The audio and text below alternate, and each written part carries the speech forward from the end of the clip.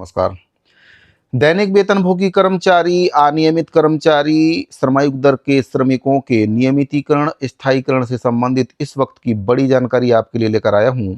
आपको बताना चाहूँगा कि छत्तीसगढ़ में जो मानसून सत्र है, वह शुरू होने वाला है और उससे पहले अनियमित दैनिक वेतनभोगी और श्रमायुक्त दर के श्रमिकों के नियमितीकरण और स्थायीकरण का जो मुद्दा है, विधानसभा में उठाने को लेकर जो विधानसभा सदस्य हैं देवेंद्र यादव जी के द्वारा ध्यानाकर्षण सूचना के माध्यम से इस मुद्दे को उठाया गया है। उनके द्वारा कहा गया है कि बाकी राज्यों के द्वारा नियमितीकरण स्थायीकरण को लेकर काम किया गया है, लेकिन छत्तीसगढ़ सरकार के द्वारा इस दिशा में कोई भी पहल नहीं की गई है। तो जो ध्यानाकर्षण सूचना के माध्यम से मुद्दा उठाया गया है, सबसे पहले आपको उसके बारे में बताना चाहूँगा कि उसमें क्या कुछ लिखा है। साथियों, आप देख सकते हैं, ये जो पत्र है, छत्तीसगढ़ विधानसभा ध्यानाकर्षण सूचना 9/7/2026 को पत्र जारी हुआ है। प्रेषक हैं श्री देवेंद्र यादव जी, जो कि सदस्य हैं विधानसभा के, और इनके द्वारा सचिव छत्तीसगढ़ विधानसभा रायपुर के लिए पत्र प्रेषित किया है। विषय है नियम 267 का के अधीन लोक निर्माण विभाग में काम करने वाले श्रमिकों के स्थायीकरण नियमितीकरण के संबंध में। पत्र में निवेदन किया गया है कि महोदय, मैं नियम 138(1) के अधीन आज दिनांक 9/7/2026 को उप मुख्यमंत्री लोक निर्माण विभाग, जिसके जो मंत्री हैं अरुण साव जी हैं, महोदय का ध्यान निम्नलिखित अविलंबनीय सार्वजनिक महत्व की विषय की ओर आकर्षित करना चाहता हूं और अनुरोध करता हूं कि अध्यक्ष महोदय उसे उठाने की अनुज्ञा प्रदान करने की कृपा करेंगे। तो ये मुद्दा इनके द्वारा उठाया गया है। लोक निर्माण विभाग में HR और MR के अंतर्गत विभिन्न श्रेणी कंप्यूटर ऑपरेटर, भृत्य, वाहन चालक, चौकीदार, माली के कार्यरत श्रमिक हैं, जो कई वर्षों से निरंतर अपनी सेवा विभाग में दे रहे हैं, जो कि शासन प्रशासन के द्वारा आज दिनांक तक ना तो इनका नियमितीकरण किया गया है, ना ही स्थायीकरण किया गया है, और ना ही कोई ऐसी योजना सरकार बना पाई है जिससे इनका कल्याण हो। जबकि माननीय सुप्रीम कोर्ट, माननीय हाई कोर्ट के द्वारा निर्देश दिए गए हैं कि जो 10 वर्ष से विभाग में काम कर रहे हैं उन्हें नियमितीकरण किया जाए।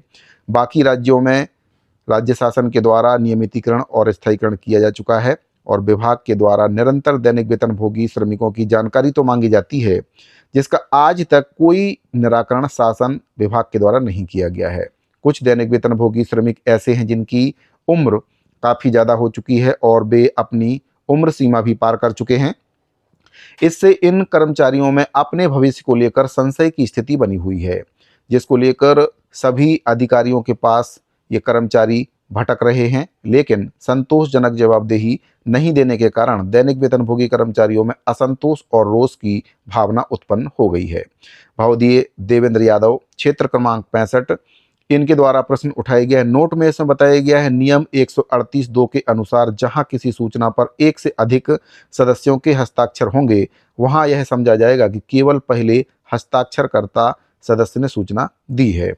2 नंबर के बिंदु पर लिखा है, अध्यक्ष के स्थायी आदेश क्रमांक 22/2 के अनुसार यह सूचना 3 प्रतियों में प्रस्तुत करना आवश्यक है। तो विधानसभा सदस्य देवेंद्र यादव जी के द्वारा दैनिक श्रमिकों के नियमितीकरण स्थायीकरण का जो मुद्दा है, विधानसभा में उठाने की मांग की गई है, क्योंकि कई वर्षों से ये कर्मचारी अनियमित का दंश झेल रहे हैं। सरकारें आती हैं और जाती हैं और इसी प्रकार से इन कर्मचारियों का शोषण होते चला आ रहा है। बाकी राज्यों की अगर हम बात करें तो बाकी राज्य सरकारों के द्वारा नीति नियम बनाकर इनका स्थायीकरण किया गया है, नियमितीकरण भी किया गया है। जैसे कि हरियाणा, मध्य प्रदेश, राजस्थान सरकारों के द्वारा बहुत अच्छा काम किया गया। अनियमित दैनिक वेतनभोगी और संविदा कर्मचारियों के लिए नीति नियम बनाकर उनको स्थायीकरण किया गया है। इसका सबसे अच्छा जो उदाहरण है वह पंजाब सरकार है। पंजाब सरकार के द्वारा ठेका के अंतर्गत काम करने वाले जो दैनिक वेतनभोगी कर्मचारी हैं, अनियमित कर्मचारी हैं, उनका नियमितीकरण स्थायीकरण वहाँ पर किया गया है।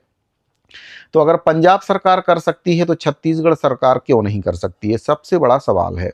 जबकि छत्तीसगढ़ में भाजपा की सरकार है, केंद्र में भाजपा की सरकार है, कोई भी बाधा यहाँ पर नहीं आने वाली है। अगर सरकार केंद्र से परमिशन भी मांगती है तो आसानी से मिल जाएगी। जब पंजाब सरकार के द्वारा कर दिया गया है, बिना किसी परमिशन के, पंजाब सरकार के द्वारा कहीं से भी इसको लेकर परमिशन नहीं मांगी गई।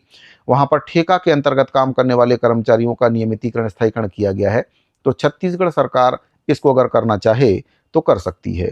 लेकिन अब ये देखना होगा कि छत्तीसगढ़ सरकार के द्वारा मोदी की गारंटी में जो घोषणा की गई थी, जो वादे किए गए थे, उसको सरकार पूरा कर पाती है या फिर नहीं करती है। क्योंकि वादे करते समय सरकार कर देती है, लेकिन जब उस वादे को पूरा करने का समय आता है तो सरकारें टाल मटोल करती हैं। ऐसा पूर्व में भी आप देख चुके हैं। कांग्रेस पार्टी के द्वारा अपने घोषणा पत्र में संविदा, अनियमित और दैनिक वेतनभोगी कर्मचारियों का रिक्त पदों में नियमितीकरण करने का वादा किया गया था। लेकिन 5 साल पूरे बीत गए, सरकार केवल कर्मचारियों की जानकारी ही मंगाती रह गई और लास्ट में कर्मचारियों का कोई भी भला नहीं हुआ। सरकार चली गई, सत्ता से हाथ धोना पड़ा। तो सरकारों को सत्ता से हाथ धोना मंजूर है, लेकिन कर्मचारियों की मांगों को पूरा करना उनको मंजूर नहीं है। आप इससे समझ सकते हैं कि कर्मचारियों की हितैषी सरकार कौन सी है, कौन सी सरकार कर्मचारियों के लिए काम कर रही है। क्योंकि भाजपा सरकार के द्वारा जो वादे किए गए थे, उसी वादे के हिसाब से कर्मचारियों ने सरकार का सपोर्ट किया और सत्ता बीजेपी को मिल गई। लेकिन अब सरकार भी कर्मचारियों की अनदेखी कर रही है। कई कर्मचारी सरकार से नाराज भी चल रहे हैं। बहुत से कर्मचारी संगठन, खास तौर से जो अनियमित कर्मचारी संगठन हैं, वे सरकार से नाराज हैं। क्योंकि इतने वर्ष पूरे हो चुके हैं, सरकार ने एक भी मांग कर्मचारियों की पूरी नहीं की। बजट भी पेश हो चुके हैं, लेकिन उस बजट में कर्मचारियों को कुछ भी नहीं मिला, जिससे कर्मचारियों में भारी आक्रोश भी देखने को मिल रहा है। और बहुत से कर्मचारी संगठन इस बात का इंतजार कर रहे हैं कि कब इस सरकार का कार्यकाल पूरा हो। तो सरकार को रणनीति के तहत काम करना पड़ेगा। कर्मचारियों की मांगों को लेकर रणनीति बनानी होगी, संगठन के पदाधिकारियों से बातचीत करनी होगी। जो भी जायज मांग है उसको सरकार चाहे तो बाकी राज्यों की तर्ज पर सरकार उसको पूरा कर सकती है। जब बाकी राज्य सरकारों के द्वारा किया गया है तो फिर छत्तीसगढ़ में क्यों नहीं हो सकता है? क्या वहाँ के लिए नियम अलग हैं और यहाँ के लिए नियम अलग हैं? ऐसा नहीं हो सकता है। जब वहाँ के लिए नियम बनाए जा सकते हैं तो फिर छत्तीसगढ़ में नियम क्यों नहीं बन सकते हैं? साथियों, दूसरी जो जानकारी प्राप्त हो रही है, ईपीएफ को लेकर बहुत ही महत्वपूर्ण आदेश जारी हुआ है। बहुत बड़ी कार्यवाही इसको लेकर की गई है। तो साथियों, इसको लेकर जो पत्र जारी हुआ है वह छत्तीसगढ़ शासन लोक निर्माण विभाग से पत्र 12/6/2026 को जारी हुआ है। प्रति है समस्त संभागीय कार्यालय लोक निर्माण विभाग। पत्र में कहा गया है कि उपरोक्त विषय अंतर्गत श्री आकाश अग्रवाल, सहायक भविष्य निधि आयुक्त, कर्मचारी भविष्य निधि संगठन, श्रम एवं रोजगार मंत्रालय, भारत सरकार, क्षेत्रीय कार्यालय रायपुर के पत्र दिनांक 12/5/2026 के माध्यम से ईपीएफ एंड एमपी एक्ट 1952 के प्रावधानों का पालन नहीं किए जाने के संबंध में पक्ष प्रस्तुत किए जाने हेतु निर्देशित करते हुए इस विभाग को सूचित किया गया है। दूसरे बिंदु पर कहा गया है, अतः निर्देशित किया जाता है कि ईपीएफ एंड एमपी एक्ट 1952 के प्रावधान के अंतर्गत कर्मचारी भविष्य निधि संगठन, श्रम एवं रोजगार मंत्रालय, भारत सरकार, क्षेत्रीय कार्यालय रायपुर के समक्ष समय सीमा में शासन का पक्ष प्रस्तुत कर इस विभाग को अवगत कराने सुनिश्चित करें। उक्त कार्य को प्राथमिकता में संपादित किया जाए ताकि शासन का पक्ष समय अवधि में प्रस्तुत हो सके। तो साथियों, इसको लेकर शिकायत की गई थी और ईपीएफ को लेकर अब बहुत ही बड़ी कार्रवाई हो चुकी है। जो शिकायतकर्ता हैं मोर्चा के अजय त्रिपाठी, दीपेश भतपहरी, इन दोनों के द्वारा, मोर्चा के जो प्रदेश अध्यक्ष हैं इनके द्वारा ये शिकायत की गई है और इसको लेकर अब पत्र जारी हो चुका है। शासन का पक्ष अब शासन को रखना होगा। तो साथियों, ये बहुत ही महत्वपूर्ण जानकारी अनियमित दैनिक वेतनभोगी कर्मचारियों से संबंधित प्राप्त हो रही थी। नियमितीकरण, स्थायीकरण को लेकर ध्यानाकर्षण सूचना के माध्यम से मुद्दा उठाया गया है। अब देखने वाली बात यह है कि शासन के द्वारा इसका क्या कुछ जवाब दिया जाता है। क्या शासन के द्वारा पूर्व की भांति इसका जवाब दिया जाएगा, जैसे कि पूर्ववर्ती सरकार के द्वारा जवाब दिए गए हैं? अनियमित कर्मचारियों को लेकर कोई भी स्पष्ट जवाब सरकार नहीं देती है, चाहे कांग्रेस की हो या फिर भाजपा की हो, क्योंकि सरकारें अनियमित कर्मचारियों को सीरियसली नहीं लेती हैं। इन कर्मचारियों का केवल सरकारों के द्वारा शोषण किया जाता है। बंधुआ मजदूर इनको बनाए रखना चाहती हैं सरकार, ताकि कम वेतन में ये काम करते रहें और किसी भी प्रकार से आंदोलन ना करें, अपना मुद्दा ना उठाएं। क्योंकि सरकारें आती हैं और जाती हैं, लेकिन कोई भी सरकार इन कर्मचारियों के हालात सुधारने पर काम नहीं करती है। केवल सरकारें इनसे बड़े बड़े वादे करती हैं और लास्ट में इन वादों को वादे के रूप में ही छोड़ दिया जाता है अगली सरकार आती है, नया वादा करती है, लेकिन उसको भी सरकारें पूरा नहीं कर पाती हैं। यही क्रम चलते रहता है।